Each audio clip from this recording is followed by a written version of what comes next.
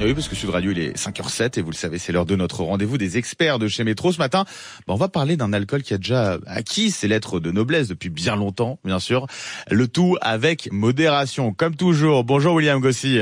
Bonjour Benjamin et bonjour à tous. Merci d'être avec nous ce matin sur Sud Radio. Alors vous êtes ambassadeur spiritueux Métro Paris 18e. Et alors cet alcool dont vous nous parlez ce matin, c'est le whisky. William, elle remonte à quand l'origine de cet alcool? Parce que c'est assez ancien quand même. Exactement Benjamin, exactement. Alors tout d'abord, on va faire un petit voyage dans l'histoire. Alors la base du whisky, c'est la distillation. Ouais. Les premiers écrits faisant mention de distillation nous viennent d'Aristote, Pline l'Ancien ou encore Dioscoride, des médecins et botanistes du 1er siècle. Et c'est pourtant de l'autre côté de la Méditerranée qu'on va trouver ses origines lorsque les conquérants arabes se lancent à la conquête du monde méditerranéen au 7e siècle. Ils vont récupérer une grande partie des écrits grecs et romains, ils vont les traduire et les exploiter pour commencer à distiller. Ils vont d'abord fabriquer du parfum, des huiles essentielles et puis des médicaments. Et là, il va falloir attendre le 12e siècle pour que la distillation produise une eau-de-vie consommable. D'ailleurs, cette eau-de-vie, elle va servir plus tard de médicament contre la peste noire. Bien sûr, oui. Il y a toujours un lien entre médicaments et puis alcool d'une certaine façon. C'est souvent le cas. Exactement, Benjamin. Oui, allez-y, pardon. Alors finalement, la distillation elle va jouer un rôle important dans le monde celte, notamment en Irlande et en Écosse. Et là, on est fin 14e, début 15e siècle. L'Irlande elle va exporter une méthode de fabrication d'eau-de-vie vers l'Écosse. Et là, il faut attendre 1494 pour trouver les premières traces écrites d'eau-de-vie en Écosse, une eau-de-vie de Malte. Et là, techniquement, on peut commencer à parler de whisky. Ça y est, c'est lancé à ce moment-là. Exactement. Et pour la petite anecdote, le mot alcool et alambic proviennent de la langue arabe d'ailleurs. Ah bah d'accord. Bah du coup on comprend mieux les origines effectivement de ces termes. Concrètement, quel genre d'arôme on va pouvoir retrouver dans un whisky? Bah alors Benjamin, les arômes proviennent principalement du vieillissement dans les fûts. Après on a aussi son caractère qui provient en grande partie de la forme des alambics. Mais si on utilise un vieillissement avec du chêne blanc américain, là on va obtenir des notes plutôt de vanille, des notes de noix de coco, des notes de poivre blanc. Tandis que si on utilise un vieillissement en chêne européen, par exemple, ça va nous apporter des notes de fruits secs, des notes de chocolat, des notes d'épices comme la muscade, par exemple, mais aussi des notes de cannelle ou de clous de girofle. Donc c'est-à-dire que rien que la nature du chêne, du fût, finalement, va avoir un impact finalement sur le goût, sur l'arôme ensuite. Tout à fait, exactement. Des références de whisky, William, il y en a des tonnes. C'est pas ce qui manque.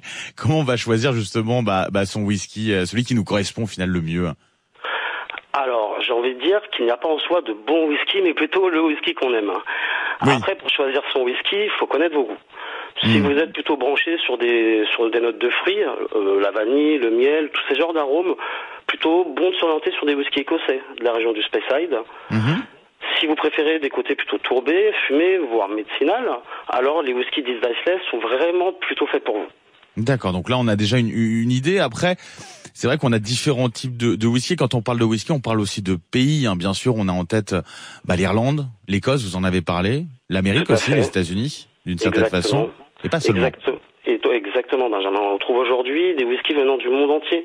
On a des whiskies indiens, des whiskies taïwanais, et bien sûr les whiskies japonais qui sont venus bousculer le marché. Eux, c'est vrai que ça a été un changement radical. Vous savez combien de temps qu'ils sont sur le marché d'ailleurs, en gros, les whiskies japonais? Les whiskies japonais, ça fait ouais, exactement. Ça fait 5-6 ans qu'ils sont vraiment arrivés en force sur le marché et ils ont toujours la cote aujourd'hui. Par rapport au whisky, notamment, je pense irlandais ou écossais, c'est quoi la différence? Alors pour les whiskies irlandais et écossais, on va avoir par exemple pour les whiskies irlandais une distillation, le whisky va être distillé 3 fois, ce qui va donner plutôt ce petit côté doux, tandis que les whiskies écossais vont être distillés vraiment 2 fois, et la forme des alambics va vraiment aussi jouer un rôle très important. Après, sans être trop technique, ces whiskies sont divisés en plusieurs catégories. On a les blend whisky qui sont des mélanges de malt et de grains. On a des blend malt qui sont des mélanges de différents maltes. Et on a aussi nos single malt qui sont issus 100% d'orge maltais. Et comme vous l'avez dit, les whiskies américains, les bourbons, qui sont plutôt issus de maïs et de seigle. Donc ça, c'est pour la différence. On a aussi quand même des distilleries françaises, notamment de plus en plus, qui débarquent sur le marché.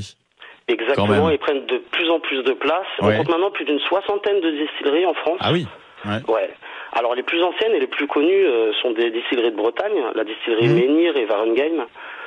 Après on a des distilleries plus artisanales, on a les domaines des Hauts-de-Glace et la distillerie de Roselure en Lorraine, et on trouve même maintenant une distillerie à Paris. Ah bah voilà, c'est comme les bières finalement où ça se développe aussi sur Paris, on a des brasseries carrément. Et alors la grande question, William, qu'on se pose forcément quand on prend un whisky, c'est est-ce que c'est on the rock ou pas? Est-ce qu'on met des glaçons ou pas? Alors, le whisky, c'est vraiment fait pour être apprécié comme bon nous semble, j'ai envie de dire. La meilleure façon... Alors là, c'est politiquement correct. C'est ça.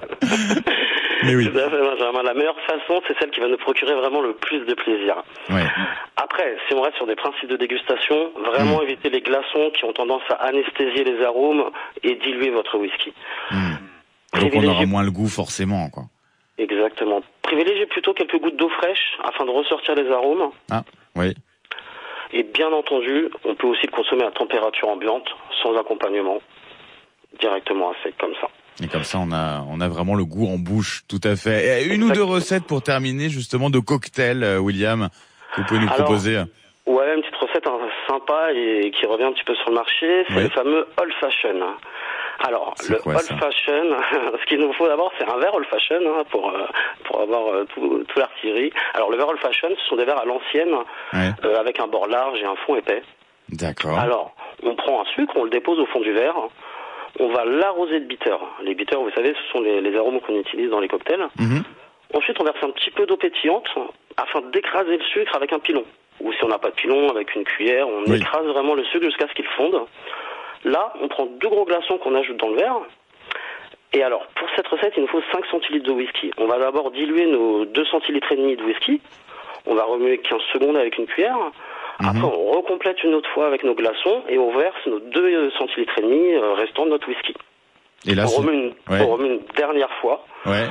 Pour la décoration, on finit avec un zeste d'orange qu'on met sur le verre, ce qui va amener un petit côté frais, un petit côté amer à la fois. Et c'est vraiment original comme cocktail et ça change vraiment des cocktails de whisky qu'on peut connaître. Et puis avec la présentation aussi qui est jolie. Tout à fait. Et ça, faut pas oublier. C'est important. Exactement. Bon, santé à vous, William, en tout cas, avec modération, on le rappelle, bien entendu.